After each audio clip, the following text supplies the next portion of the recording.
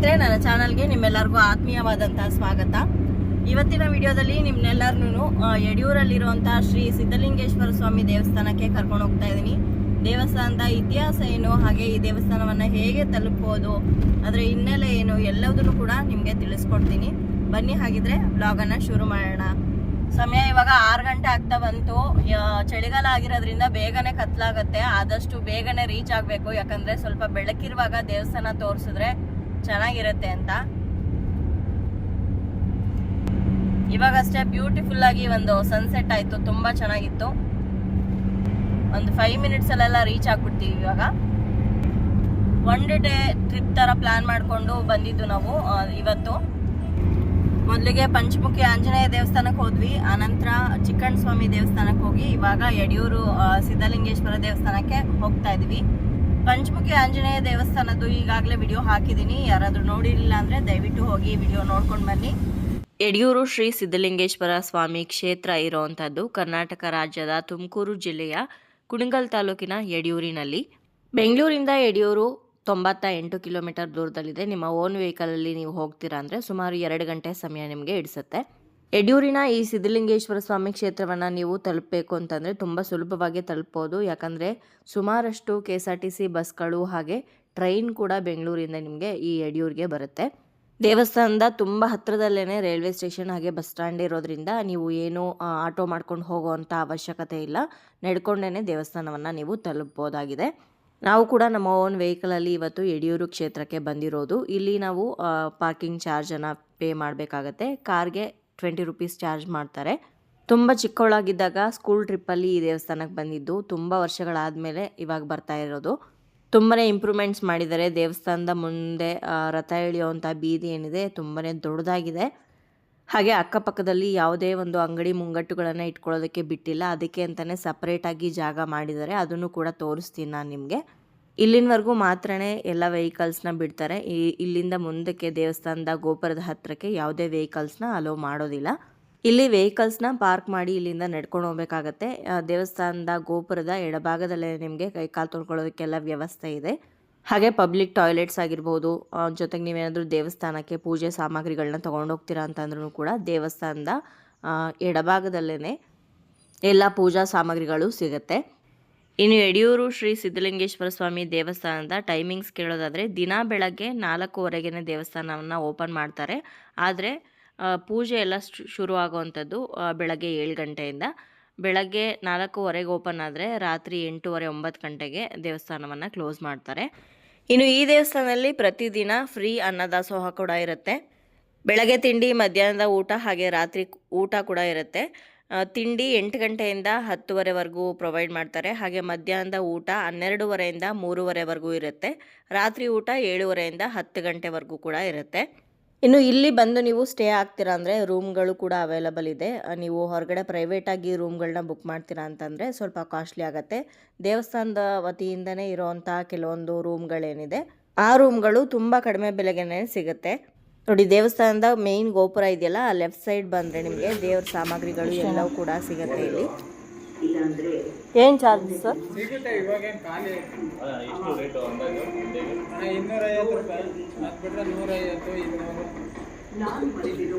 ದೇವಸ್ಥಾನದ ಹತ್ತಿರದಲ್ಲೇ ಇಟ್ಕೊಂಡಿರುವಂಥ ಅಂಗಡಿಯವ್ರನ್ನ ವಿಚಾರಿಸಿದಾಗ ಇಲ್ಲಿ ರೂಮ್ಗಳು ಕೇವಲ 150-250 ರೂಪಾಯಿಗೆಲ್ಲ ನಿಮಗೆ ಸಿಗುತ್ತೆ ಅಂತ ಹೇಳಿದ್ರು.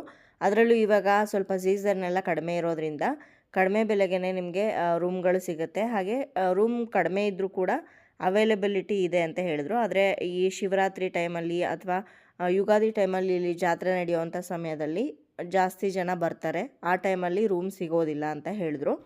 ಬನ್ನಿ, ಇವಾಗ ಇಲ್ಲಿ ಕೈಕಾಲು ತೊಳ್ಕೊಂಡು ದೇವರ ದರ್ಶನ ಮಾಡೋದಕ್ಕೆ ಅಂತ ದೇವಸ್ಥಾನದ ಒಳಗಡೆ ಹೋಗೋಣ. ಅನಂತರ ದೇವಸ್ಥಾನದ ಚರಿತ್ರೆಯನ್ನು ತಿಳಿಸ್ಕೊಡ್ತೀನಿ.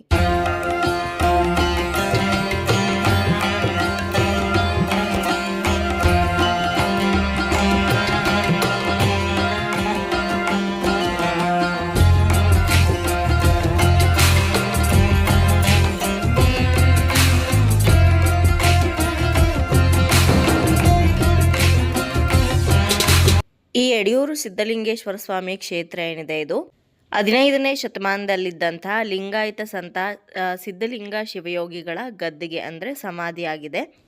ಪವಾಡ ಪುರುಷರಾದಂತಹ ಸಿದ್ಧಲಿಂಗ ಶಿವಯೋಗಿಗಳ ಗದ್ದುಗೆ ಇರುವಂಥ ಈ ಜಾಗ ಲಿಂಗಾಯತ ಸಮುದಾಯದವರಿಗೆ ತುಂಬಾ ಪ್ರಮುಖವಾದಂತಹ ಪುಣ್ಯಕ್ಷೇತ್ರ ಅಂತ ಹೇಳ್ಬೋದು. ಮೊದಲಿಗೆ ಈ ಸಿದ್ಧಲಿಂಗೇಶ್ವರ ಸ್ವಾಮಿಗಳು ಯಾರು, ಹಾಗೆ ಇವರ ಹಿನ್ನೆಲೆ ಏನು, ಚರಿತ್ರೆ ಏನು ಅಂತ ತಿಳ್ಕೊಳ್ಳೋಣ. ಇವರು ಹುಟ್ಟಿದ್ದು ಚಾಮರಾಜನಗರದ ಹರದನಹಳ್ಳಿ ಅನ್ನೋ ಒಂದು ಗ್ರಾಮದಲ್ಲಿ. ಇವರ ತಂದೆ ತಾಯಿ ಹೆಸರು ಮಲ್ಲಿಕಾರ್ಜುನ ಹಾಗೆ ಜ್ಞಾನಾಂಬೆ ಅಂತ. ಇವರಿಬ್ಬರು ಪರಮ ಶಿವಭಕ್ತರಾಗಿರ್ತಾರೆ. ಮದುವೆ ಆಗಿ ತುಂಬ ವರ್ಷ ಆದರೂ ಕೂಡ ಮಕ್ಕಳಿರೋದಿಲ್ಲ. ಮಗುವನ್ನು ಪಡೆಯೋದಕ್ಕೋಸ್ಕರ ಪ್ರತಿನಿತ್ಯ ಶಿವನನ್ನು ಪ್ರಾರ್ಥನೆ ಮಾಡ್ತಾ, ಅತಿಥಿಗಳಿಗೆ, ಯೋಗಿಗಳಿಗೆ ಸೇವೆಯನ್ನು ಮಾಡ್ತಾ, ಶ್ರದ್ಧಾ ಭಕ್ತಿಗಳಿಂದ ಜೀವನವನ್ನು ನಡೆಸ್ತಾ ಇರ್ತಾರೆ. ಹೀಗಿರುವಾಗ ತುಂಬ ವರ್ಷ ಆದಮೇಲೆ ಶ್ರೀ ಸಿದ್ಧಲಿಂಗೇಶ್ವರ ಸ್ವಾಮಿಗಳು ಇವರಿಗೆ ಮಗುವಾಗಿ ಹುಡ್ತಾರೆ. ಸಿದ್ಧಲಿಂಗೇಶ್ವರ ಸ್ವಾಮಿಗಳಿಗೆ 8 ವರ್ಷ ಇರುವಾಗ ಅವ್ರ ತಂದೆ ತಾಯಿ ಅವರು ವಿದ್ಯಾಭ್ಯಾಸಕ್ಕೆ ಅಂತಂದ್ಬಿಟ್ಟು ಚನ್ನಬಸವೇಶ್ವರ ಗೋಸಲ ಮಠಕ್ಕೆ ಸೇರಿಸ್ತಾರೆ. ಸ್ವಾಮಿಗಳು 8ನೇ ವಯಸ್ಸಲ್ಲೇ ಇರುವಾಗಲೇ ಆಧ್ಯಾತ್ಮಿಕ ಮತ್ತು ದೈವಿಕ ಜ್ಞಾನಗಳಲ್ಲಿ ತನ್ನ ವಯಸ್ಸಿಗೆ ಮೀರಿದಂಥ ಜ್ಞಾನಿಯಾಗಿರ್ತಾರೆ. ಬಾಲಕನಾಗಿರುವಂಥ ಶ್ರೀ ಸಿದ್ಧಲಿಂಗೇಶ್ವರ ಸ್ವಾಮಿಗಳನ್ನು ನೋಡಿ ಅವರ ಗುರುಗಳು ಚನ್ನಬಸವೇಶ್ವರರು ತುಂಬಾ ಆಶ್ಚರ್ಯಚಕಿತರಾಗ್ತಾರೆ. ಅಷ್ಟೇ ಅಲ್ಲದೆ ಅಷ್ಟೇ ಚಿಕ್ಕ ವಯಸ್ಸಲ್ಲಿ ಅವರಿಗೆ ಸನ್ಯಾಸತ್ವ ದೀಕ್ಷೆಯನ್ನು ಕೂಡ ಕೊಟ್ಟು ತಮ್ಮ ಶಿಷ್ಯನನ್ನಾಗಿ ಸ್ವೀಕಾರ ಮಾಡ್ತಾರೆ. ಇನ್ನು ಹಿಂದಿನ ಕಾಲದಲ್ಲೆಲ್ಲ ಹೇಗಿತ್ತು ಅಂತಂದರೆ, ಗುರುಕುಲ ಪದ್ಧತಿಯಲ್ಲಿ ತರಗತಿಗಳಿಗೆ ಹಾಜರಾಗಿ ಪಡೆಯೋ ಜ್ಞಾನಕ್ಕಿಂತನೂ ಕೂಡ ಲೋಕ ಸಂಚಾರ ಮಾಡಿ ಗಳಿಸೋವಂಥ ಜ್ಞಾನನೇ ತುಂಬ ದೊಡ್ಡದಾಗಿತ್ತು. ಹಾಗಾಗಿನೇ ಸನ್ಯಾಸತ್ವವನ್ನು ಸ್ವೀಕರಿಸಿದ ನಂತರ ಸಿದ್ಧಲಿಂಗೇಶ್ವರ ಸ್ವಾಮಿಗಳು ಬಸವೇಶ್ವರರ ಮಾರ್ಗದರ್ಶನದಲ್ಲಿ ವಿದ್ಯಾಭ್ಯಾಸವನ್ನು ಮುಗಿಸಿದ ಮೇಲೆ ಅವರ ಗುರುಗಳ ಅಪ್ಪಣೆಯ ಮೇರೆಗೆ ಲೋಕ ಸಂಚಾರ ಮಾಡೋದಕ್ಕೆ ಶುರು ಮಾಡ್ತಾರೆ. ಕನ್ಯಾಕುಮಾರಿಯಿಂದ ಕಾಶ್ಮೀರದವರೆಗೆ ಹಾಗೂ ಪಶ್ಚಿಮ ಘಟ್ಟಗಳಿಂದ ಅರುಣಾಚಲ ಪ್ರದೇಶದವರೆಗೂ ಕೂಡ ಇಡೀ ಭಾರತವನ್ನು ಸಂಚಾರ ಮಾಡಿ ಶಿವಯೋಗ, ಶಿವಭಕ್ತಿಯನ್ನು ಪ್ರಸಾರ ಮಾಡುವಂಥ ಕಾರ್ಯದಲ್ಲಿ ತೊಡಗ್ತಾರೆ. ಇನ್ನು ಅಷ್ಟೇ ಅಲ್ಲದೆ 12ನೇ ಶತಮಾನದಲ್ಲಿ ಬಸವ ಕಲ್ಯಾಣದಲ್ಲಿ ನಡೆದಿದ್ದಂಥ ವಚನ ಕ್ರಾಂತಿಯ ಕೀರ್ತಿಗೆ ಪುನಶ್ಚೇತನವನ್ನು ಕೂಡ ನೀಡ್ತಾರೆ. ಷಟ್ಸ್ಥಲ ಜ್ಞಾನ ಸಾರಾಮೃತ ಅನ್ನೋ ಒಂದು ವಚನ ಸಂಚಿಕೆಯನ್ನು ರಚನೆ ಮಾಡ್ತಾರೆ. ಇದು 201 ವಚನಗಳಿಂದ ಕೂಡಿದ್ದು. ಈ ಗ್ರಂಥ ಷಟ್ ಅಂದರೆ 6, ಸ್ಥಳ ಅಂದರೆ ಮೂಲ. ಅಂದರೆ ಈ ವಚನಗಳು ನಮ್ಮನ್ನು ಐಕ್ಯದೆಡೆಗೆ ಕೊಂಡೊಯ್ಯುವಂಥ ವಿಚಾರಗಳಿಂದ ಕೂಡಿರೋ ಒಂದು ಗ್ರಂಥ ಆಗಿದೆ. ಇನ್ನು ಈ ವಚನಗಳಲ್ಲಿ ಸಿದ್ಧಲಿಂಗೇಶ್ವರರ ಅಂಕಿತ ಏನಾಗಿತ್ತು ಅಂತಂದರೆ, ಮಹಾಲಿಂಗ ಗುರು ಸಿದ್ಧಲಿಂಗೇಶ್ವರ ಪ್ರಭು ಅಂತ.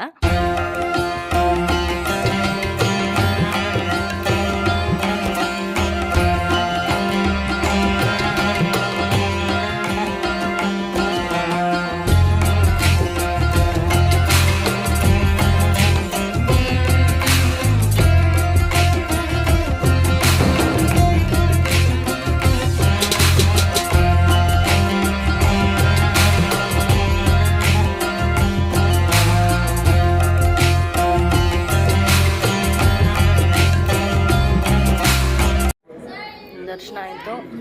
ಇವಾಗ ದೇವಸ್ಥಾನ ಕ್ಲೋಸ್ ಮಾಡಿದ್ದಾರೆ. 7:30 ಮತ್ತೆ ಓಪನ್ ಮಾಡ್ತಾರಂತೆ. ಇನ್ನು ಇವಾಗ ಸಿದ್ಧಲಿಂಗೇಶ್ವರ ಸ್ವಾಮಿಗಳು ಈ ಕ್ಷೇತ್ರಕ್ಕೆ ಬಂದು ನೆಲೆಸಿದ ಹೇಗೆ, ಹಾಗೆ ಅವರ ಪವಾಡ ಎಂಥದ್ದು ಅಂತ ತಿಳ್ಕೊಳ್ಳೋಣ. ಸಿದ್ಧಲಿಂಗೇಶ್ವರ ಸ್ವಾಮಿಗಳು ಹೀಗೆ ಲೋಕ ಸಂಚಾರವನ್ನು ಮಾಡ್ತಾ ಇವಾಗ ಇರುವಂತಹ ತುಮಕೂರು ಜಿಲ್ಲೆಯಲ್ಲಿ ಕಗ್ಗೆರೆ ಅನ್ನೋ ಒಂದು ಗ್ರಾಮದಲ್ಲಿ ಒಂದು ತೋಟದಲ್ಲಿ ಬೀಡನ್ನು ಬಿಡ್ತಾರೆ, ಉಳ್ಕೊಳ್ತಾರೆ ಅಲ್ಲಿ. ಇನ್ನು ಅದೇ ತೋಟದ ಮಾಲೀಕರಾದಂಥವ್ರಿಗೆ ಈಗಾಗಲೇ ಸ್ವಾಮಿಗಳ ಬಗ್ಗೆ ಸುಮಾರಷ್ಟು ಜನಗಳಿಂದ ಕೇಳಿ ತಿಳ್ಕೊಂಡಿರ್ತಾರೆ. ಹಾಗಾಗಿ ಅವರೇ ಖುದ್ದಾಗಿ ಸ್ವಾಮಿಗಳ ಹತ್ರ ಹೋಗಿ ಸ್ವಾಮಿಗಳು ತಮ್ಮ ಮನೆಗೆ ಬಂದು ಆತಿಥ್ಯವನ್ನು ಸ್ವೀಕರಿಸಬೇಕು, ಜೊತೆಗೆ ಊರಲ್ಲಿರುವಂಥ ಜನಗಳಿಗೆ ಆಶೀರ್ವಾದವನ್ನು ಮಾಡಬೇಕು ಅಂತ ಕೇಳ್ಕೊಳ್ತಾರೆ. ಇದಕ್ಕೆ ಒಪ್ಪಿದಂಥ ಶ್ರೀ ಸಿದ್ಧಲಿಂಗೇಶ್ವರ ಸ್ವಾಮಿಗಳು ಆ ತೋಟದ ಮಾಲೀಕರು ಮತ್ತೆ ಇನ್ನೊಂದ್ಸಲ ಬಂದು ಅವ್ರನ್ನ ಕರೆಯೋವರೆಗೂ ಕೂಡ ಇಲ್ಲೇ ಇರ್ತಾರೆ, ಎಲ್ಲೂ ಹೋಗೋದಿಲ್ಲ ಅಂತ ಮಾತು ಕೊಡ್ತಾರೆ. ಅದಾದಮೇಲೆ ಆ ತೋಟದ ಮಾಲೀಕ ವಾಪಸ್ ಅವನ ಮನೆಗೆ ಹೋಗಿ ಸ್ವಾಮಿಗಳು ಬರ್ತಾರೆ ಅವ್ರನ್ನ ಆಹ್ವಾನ ಮಾಡೋದಕ್ಕೆ ಅಂತ ಎಲ್ಲ ತಯಾರಿಯನ್ನು ನಡೆಸ್ತಾ ಇರ್ತಾನೆ. ಇದೇ ಸಮಯಕ್ಕೆ ಸರಿಯಾಗಿ ತುಂಬ ವರ್ಷಗಳಿಂದ ಆ ಊರಿನೊಂದಿಗೆ ವೈರತ್ವವನ್ನು ಸಾಧಿಸಿದಂಥ ದಕ್ಷಿಣ ಪ್ರಾಂತ್ಯದ ಬೇಡರ ಗುಂಪು ಕಗ್ಗೆರೆ ಮತ್ತು ಬೇರೆ ಪ್ರದೇಶಗಳ ಮೇಲೆ ಯುದ್ಧವನ್ನು ಸಾರುತ್ತೆ. ಯುದ್ಧದಲ್ಲಿ ಪ್ರಬಲರಾಗಿದ್ದಂತಹ ಬೇಡರ ಪಡೆ ಯುದ್ಧದಲ್ಲಿ ವಿಜಯಶಾಲಿಗಳಾಗ್ತಾರೆ. ಸೋತಂಥವ್ರನ್ನ ಸುಮಾರಷ್ಟು ಜನಗಳನ್ನೆಲ್ಲ ಸೆರೆಯಾಳುಗಳನ್ನಾಗಿ ಮಾಡ್ಕೊಳ್ತಾರೆ. ಹಾಗೆ ಈ ತೋಟದ ಮಾಲೀಕನಾಗಿದ್ದಂಥವನ್ನು ಕೂಡ ಸೆರೆಯಾಳುಗಳನ್ನಾಗಿ ಮಾಡಿಕೊಂಡು ತಗೊಂಡೋಗಿ ಜೈಲಿಗೆ ಹಾಕ್ಬಿಡ್ತಾರೆ. ಸುಮಾರು 12 ವರ್ಷಗಳು ಕಳೆಯುತ್ತೆ. ಸುದೀರ್ಘ 12 ವರ್ಷಗಳ ಜೈಲು ವಾಸವನ್ನು ಅನುಭವಿಸಿ ವಾಪಸ್ ಈ ಕಗ್ಗೆರೆ ವಾಸಿಗಳು ಅವರವರ ಮನೆಗೆ ಬರ್ತಾರೆ. ಇವರು ಯಾರಿಗೂ ಕೂಡ ಸಿದ್ಧಲಿಂಗೇಶ್ವರ ಸ್ವಾಮಿಯನ್ನು ಆಹ್ವಾನಿಸಿದಂಥ ವಿಷಯನೇ ನೆನಪಿರೋದಿಲ್ಲ. ಜೈಲಿಂದ ವಾಪಸ್ ಬಂದ ನಂತರ ಆ ತೋಟದ ಮಾಲೀಕ ಏನಿರ್ತಾನೆ, ಅವನು ತೋಟಕ್ಕೆ ವಾಪಸ್ ಹೋದಾಗ ಅಲ್ಲೊಂದು ದೊಡ್ಡ ಹುತ್ತ ಬೆಳೆದಿರೋದು ಕಾಣಿಸುತ್ತೆ. ಆದರೆ ಅವನು ಅದ್ರ ಬಗ್ಗೆ ಹೆಚ್ಚಾಗಿ ತಲೆ ಕೆಡಿಸ್ಕೊಳ್ಳೋದಕ್ಕೆ ಹೋಗಲ್ಲ. ಆದರೆ ಅಲ್ಲೊಂದು ಆಶ್ಚರ್ಯ ನಡೆಯೋದಕ್ಕೆ ಶುರುವಾಗತ್ತೆ. ಅದೇನಂದರೆ ಮೇಯೋದಕ್ಕೆ ಅಂತ ಬಿಟ್ಟಿದ್ದಂಥ ದನಗಳ ಗುಂಪಿನಿಂದ ತಪ್ಪಿಸ್ಕೊಂಡಂಥ ಒಂದು ಹಸು ಜೋರಾಗಿ ಓಡ್ ಬಂದು ಆ ತೋಟದಲ್ಲಿರುವಂಥ ಹುತ್ತದ ಮೇಲೇರಿ ತನ್ನಷ್ಟಕ್ಕೆ ತಾನೇ ಹಾಲನ್ನು ಆ ಹುತ್ತದೊಳಗಡೆ ಬಿಡ್ತಾ ಇರತ್ತೆ. ಇದನ್ನು ಮೊದಲು ನೋಡಿದಂಥ ಅಲ್ಲಿ ದನ ಕಾಯೋಕ್ಕೆ ಬಂದಂಥ ಎಲ್ಲರೂ ಕೂಡ ಅದನ್ನು ಅಷ್ಟೊಂದು ಗಂಭೀರವಾಗಿ ತಗೊಳ್ಳೋದಿಲ್ಲ. ಆದರೆ ಪ್ರತಿದಿನ ಇದೇ ರೀತಿ ಒಂದಲ್ಲ ಒಂದು ಹಸು ಹೋಗಿ ಅಲ್ಲಿ ಹುತ್ತಕ್ಕೆ ಹಾಲನ್ನು ಬಿಡ್ತಾ ಇರೋದನ್ನು ನೋಡಿದಂಥವ್ರು ಇಲ್ಲೇನೋ ವಿಶೇಷ ಇದೆ ಅಂತ ಭಾವಿಸಿ ದನಗಾಹಿಗಳೆಲ್ಲ ಏನು ಮಾಡ್ತಾರೆ ಅಂದರೆ ಹುತ್ತವನ್ನು ಹೊಡೆಯೋದಕ್ಕೆ ಅಂತ ಮುಂದಾಗ್ತಾರೆ. ಆದರೆ ಅಲ್ಲಿ ತುಂಬಾ ಭಯಂಕರವಾದಂತಹ ವಿಷಸರ್ಪಗಳೆಲ್ಲ ಓಡಾಡ್ತಿದ್ದದನ್ನು ಕಂಡು ಭಯದಿಂದ ಸ್ವಲ್ಪ ದೂರನೇ ಉಳಿತಾರೆ. ಇದಾದಮೇಲೆ ಈ ವಿಷಯವನ್ನು ದನ ಕಾಯೋರು ಊರಿನವ್ರಿಗೆಲ್ಲ ತಿಳಿಸ್ತಾರೆ. ಎಲ್ಲರೂ ಕೂಡ ಬಂದು ಅಲ್ಲಿ ಕರೆಕ್ಟಾಗಿ ಪರಿಶೀಲನೆ ಮಾಡಿದ ನಂತರ ಹುತ್ತದೊಳಗಿಂದ ಓಂ ನಮಃ ಶಿವಾಯ ಅನ್ನೋ ಒಂದು ಮಂತ್ರ ಕೇಳಿಸತ್ತೆ. ಆವಾಗ ಜನಗಳಿಗೆ ಗೊತ್ತಾಗತ್ತೆ ಇಲ್ಲಿ ಯಾರೋ ಒಬ್ಬರು ಮಹಾತ್ಮರು ತಪಸ್ಸು ಮಾಡ್ತಿರ್ಬೋದು ಅಂತ. ಆವಾಗ ಆ ತೋಟದ ಮಾಲೀಕನಿಗೆ ನೆನಪಾಗತ್ತೆ, 12 ವರ್ಷಗಳ ಹಿಂದೆ ಸಿದ್ಧಲಿಂಗೇಶ್ವರ ಸ್ವಾಮಿಗಳು ನನಗೆ ಒಂದು ಮಾತನ್ನು ಕೊಟ್ಟಿದ್ದರು, ನೀನು ವಾಪಸ್ ಬಂದು ನನ್ನ ಕರೆಯೋವರೆಗೂ ನಾನು ಇಲ್ಲೇ ಇರ್ತೀನಿ ಅಂತ. ನನ್ನಿಂದ ಎಷ್ಟು ದೊಡ್ಡ ತಪ್ಪಾಯಿತು ಅಂತ ಬೇಜಾರು ಮಾಡಿಕೊಂಡು ಹುತ್ತದ ಹತ್ರ ಹೋಗಿ ಸಿದ್ಧಲಿಂಗೇಶ್ವರ ಸ್ವಾಮಿಯನ್ನು ಕರೀತಾನೆ. ಇದಕ್ಕೆ ಉತ್ತರಿಸಿದಂಥ ಸಿದ್ಧಲಿಂಗೇಶ್ವರ ಸ್ವಾಮಿಗಳು, ನನ್ನ ಸುತ್ತಮುತ್ತ ಇರುವಂಥ ಹುತ್ತದಲ್ಲಿ ಅನೇಕ ಜೀವಿಗಳು ವಾಸವಾಗಿರೋದ್ರಿಂದ ಹುತ್ತವನ್ನು ಒಡೆದ್ರೆ ಅವುಗಳಿಗೆ ತೊಂದರೆ ಆಗತ್ತೆ, ಅವೆಲ್ಲ ಈ ಜಾಗ ಬಿಟ್ಟು ಬೇರೆ ಕಡೆ ತೆರಳಿದ ನಂತರ ನೀವು ಹುತ್ತವನ್ನು ಕೆಡವಬಹುದು ಅಂತ ಆಜ್ಞಾಪಿಸ್ತಾರೆ. ಅವರ ಅಪ್ಪಣೆಯನ್ನು ಅನುಸರಿಸಿದಂಥ ತೋಟದ ಮಾಲೀಕ ಅಲ್ಲೇ ನಿಂತ್ಕೊಂಡಿದ್ದು ಹಾವುಗಳು, ಇಲಿ, ಹೆಗ್ಗಣ, ಕಪ್ಪೆಗಳು, ಗೆದ್ದಲು ಹುಳುಗಳು ಎಲ್ಲ ಜೀವಿಗಳು ಕೂಡ ಹುತ್ತದಿಂದ ದೂರ ಹೋಗೋವರೆಗೂ ಕೂಡ ಕಾಯ್ದು ಹುತ್ತವನ್ನು ಹಸುವಿನ ಹಾಲಿನಿಂದನೇ ಕರಗಿಸಿ ಸಿದ್ಧಲಿಂಗೇಶ್ವರ ಸ್ವಾಮಿಗಳನ್ನು ನಾನು ಮಾಡಿರೋವಂಥ ತಪ್ಪನ್ನು ಕ್ಷಮಿಸೋದಾಗಿ ಕೇಳ್ಕೊಳ್ತಾನೆ. ಈ ರೀತಿ ಭಕ್ತನೊಬ್ಬನಿಗೆ ಕೊಟ್ಟಂತಹ ಮಾತನ್ನು ಉಳಿಸ್ಕೊಳ್ಳೋದಕ್ಕೋಸ್ಕರ ಕುಳಿತ ಜಾಗದಿಂದನೇ ಎಲ್ಲೂ ಕದಲದೆ 12 ವರ್ಷಗಳ ಕಾಲ ತೋಟವೊಂದರಲ್ಲಿ ತಪೋನಿಷ್ಠರಾಗಿದ್ದಂಥ ಸಿದ್ಧಲಿಂಗೇಶ್ವರ ಸ್ವಾಮಿಯನ್ನು ಜಗತ್ತು ಕಂಡಂಥ ಮಹಾಶರಣ ಹಾಗೂ ಪವಾಡ ಪುರುಷ ಅಂತ ಹೇಳಲಾಗತ್ತೆ. ಅದೇ ತೋಟದಲ್ಲೇ 12 ವರ್ಷಗಳ ಕಾಲ ತಪಸ್ಸನ್ನು ಮಾಡ್ತಾ ಇದ್ದಿದ್ದಕ್ಕೋಸ್ಕರ ತೋಂಟದ ಸಿದ್ಧಲಿಂಗೇಶ್ವರ ಅಂತಲೂ ಕೂಡ ಇವರನ್ನು ಕರೀತಾರೆ. ಇದೊಂದೇ ಪವಾಡ ಅಂತಲ್ಲ, ಇಂಥದ್ದೇ ಇನ್ನೂ ಸಾಕಷ್ಟು ಪವಾಡಗಳನ್ನು ಶ್ರೀ ಸಿದ್ಧಲಿಂಗೇಶ್ವರ ಸ್ವಾಮಿಗಳು ಮಾಡಿದ್ದಾರೆ. ಅದಕ್ಕೆ ಇನ್ನೊಂದು ಉದಾಹರಣೆ ಅಂದರೆ ದೇವಸ್ಥಾನದ ರಾಜಗೋಪುರದ ಎದುರುಗಡೆನೇ ಒಂದು ಪ್ರತಿಮೆಯನ್ನು ಮಾಡಿದ್ದಾರೆ. ಹಾಗೆ ಕೆಳಗಡೆ ಅವರ ಪವಾಡವನ್ನು ಕೂಡ ವಿವರಣೆ ಮಾಡಿದ್ದಾರೆ, ನೀವು ನೋಡ್ಬೋದು. ತಮಿಳುನಾಡಿನ ವೀರಣ್ಣ ಆರ್ಯ ಅನ್ನೋವ್ರಿಗೆ ಕುಷ್ಠರೋಗ ಅಥವಾ ವಿಷರೋಗ ಬಂದಿರುತ್ತೆ. ಅವರು ಈ ಕ್ಷೇತ್ರಕ್ಕೆ ಬಂದು ಸಿದ್ಧಲಿಂಗೇಶ್ವರ ಸ್ವಾಮಿಯನ್ನು ಬೇಡ್ಕೊಂಡಾಗ ಸಿದ್ಧಗಂಗಾ ತೀರ್ಥದಿಂದ ಸ್ನಾನ ಮಾಡು, ನಿನ್ನೆಲ್ಲ ರೋಗಗಳು ನಾಶ ಆಗತ್ತೆ ಅಂತ ಹೇಳ್ತಾರೆ.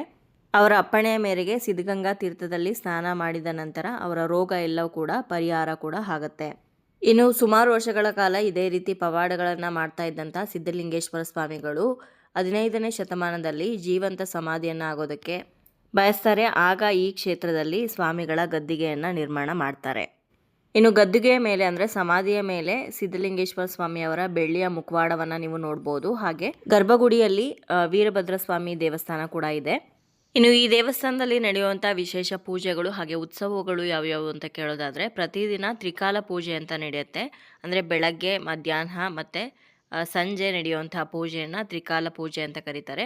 ಹಾಗೆ ಅಮಾವಾಸ್ಯೆಯಲ್ಲಿ ಶತರುದ್ರಾಭಿಷೇಕ ನಡೆಯುತ್ತೆ. ಹಾಗೆ ಲಕ್ಷ ಬಿಲ್ವಾರ್ಚನೆ ನಡೆಯುತ್ತೆ. ಸಹಸ್ರ ಕಮಲಗಳ ಪೂಜೆ ಕೂಡ ನಡೆಸ್ತಾರೆ. ಇನ್ನು ಹಬ್ಬಗಳಲ್ಲಿ ಮಹಾಶಿವರಾತ್ರಿ ತುಂಬಾ ವಿಜೃಂಭಣೆಯಿಂದ ಇಲ್ಲಿ ಆಚರಣೆ ಮಾಡ್ತಾರೆ. ಸಹಸ್ರ ರುದ್ರಾಭಿಷೇಕ ಜೊತೆಗೆ ವಿಶೇಷ ಪೂಜೆಗಳನ್ನು ಜರುಗಿಸ್ತಾರೆ. ಹಾಗೆ ಯುಗಾದಿ ಹಬ್ಬದ ಸಮಯದಲ್ಲಿ ಇಲ್ಲಿ ಜಾತ್ರೆ ಆರಂಭ ಆಗುತ್ತೆ. ಯುಗಾದಿ ಹಬ್ಬ ಆದಂಥ 7ನೇ ದಿವಸ ಇಲ್ಲಿ ರಥೋತ್ಸವವು ಕೂಡ ನಡೆಯುತ್ತೆ. ಇನ್ನು ದೀಪಾವಳಿ ಸಮಯದಲ್ಲಿ ಲಕ್ಷ ದೀಪೋತ್ಸವವನ್ನು ಕೂಡ ಈ ದೇವಸ್ಥಾನದಲ್ಲಿ ಅದ್ದೂರಿಯಿಂದ ಆಚರಣೆ ಮಾಡ್ತಾರೆ.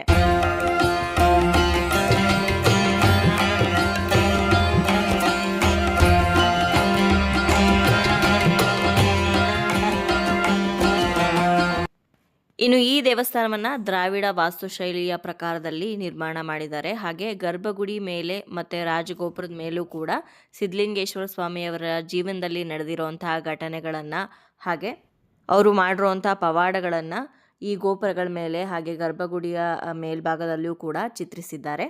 ಇನ್ನು ಈ ಕ್ಷೇತ್ರಕ್ಕೆ ಬಂದು ಸ್ವಾಮಿಯವರ ಗದ್ದಿಗೆ ದರ್ಶನ ಮಾಡಿ ನಿಮ್ಮ ಕಷ್ಟಗಳನ್ನು ಹೇಳ್ಕೊಂಡ್ರೆ ಎಂಥದ್ದೇ ಕಷ್ಟಗಳಿದ್ರೂ ಅದೆಲ್ಲ ನಿವಾರಣೆ ಆಗತ್ತೆ. ಜೊತೆಗೆ ಹಾಗೆ ಯಾವುದೇ ಆರೋಗ್ಯ ಸಮಸ್ಯೆಗಳಿದ್ರೂ ಕೂಡ ನಿಮಗೆ ಅದೆಲ್ಲ ನಿವಾರಣೆ ಆಗತ್ತೆ ಅಂತ ಹೇಳ್ತಾರೆ. ಇನ್ನು ಈ ದೇವಸ್ಥಾನ ಬೆಂಗಳೂರಿಂದ ತುಂಬಾ ಹತ್ತಿರದಲ್ಲಿರೋದ್ರಿಂದ ನೀವು ಕರೆಕ್ಟಾಗಿ ಪ್ಲ್ಯಾನ್ ಮಾಡ್ಕೊಂಡು ಬಂದರೆ 3-4 ದೇವಸ್ಥಾನಗಳನ್ನು ನೋಡಿಕೊಂಡು ವಾಪಸ್ ನೀವು ನಿಮ್ಮ ಮನೆಗೆ ಹೋಗ್ಬೋದಾಗಿರುತ್ತೆ. ಕುಣಗಲಲ್ಲಿ ಇರ್ತಕ್ಕಂತಹ ಪಂಚಮುಖಿ ಆಂಜನೇಯ ದೇವಸ್ಥಾನ, ಚಿಕ್ಕಣ್ಣಸ್ವಾಮಿ ದೇವಸ್ಥಾನ ಆಗಿರ್ಬೋದು, ಹಾಗೆ ಯಡಿಯೂರು ಸಿದ್ಧಲಿಂಗೇಶ್ವರ ಸ್ವಾಮಿ ದೇವಸ್ಥಾನ, ಜೊತೆಗೆ ಆದಿಚುಂಚನಗಿರಿ ಮಠವನ್ನು ಕೂಡ ನೀವು ನೋಡಿಕೊಂಡು ವಾಪಸ್ ನಿಮ್ಮ ಮನೆಗೆ ಹೋಗ್ಬೋದು. ಸೊ ನೋಡಿದ್ರಲ್ವ ಸ್ನೇಹಿತರೆ, ಇವತ್ತಿನ ಈ ವಿಡಿಯೋದಲ್ಲಿ ಶ್ರೀ ಯಡಿಯೂರು ಸಿದ್ಧಲಿಂಗೇಶ್ವರ ಸ್ವಾಮಿಯವರ ಚರಿತ್ರೆಯನ್ನು, ಹಾಗೆ ಯಡಿಯೂರು ಸಿದ್ಧಲಿಂಗೇಶ್ವರ ಸ್ವಾಮಿ ದೇವಸ್ಥಾನದ ಇತಿಹಾಸವನ್ನು, ಹಿನ್ನೆಲೆಯನ್ನು ಎಲ್ಲವೂ ಕೂಡ ತಿಳಿಸ್ಕೊಟ್ಟಿದ್ದೀನಿ.